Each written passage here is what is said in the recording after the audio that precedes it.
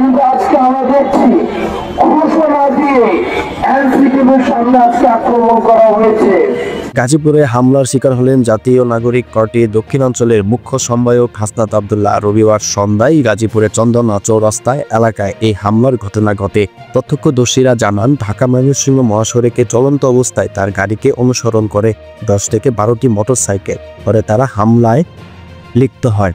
এনসিপির জ্যেষ্ঠ যুগ্ম আহ্বায়ক আরিফুল ইসলাম হাদিব জানান, হামলায় হাসনাত আব্দুল্লাহ আহত হয়েছেন। এই ঘটনায় দ্রুত সহায়তার আহ্বান জানিয়েছে এনসিপির নেতারা। সার্জিস আলম ও Abdullah হান্নানের Facebook post.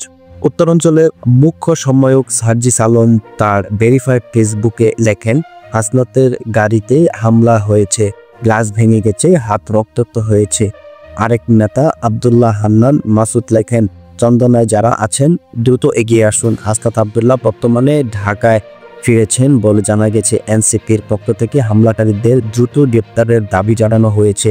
Prime news express সপ্তাহের পাশে সব সময় চ্যানেলটি সাবস্ক্রাইব করতে ভুলবেন না। ধন্যবাদ।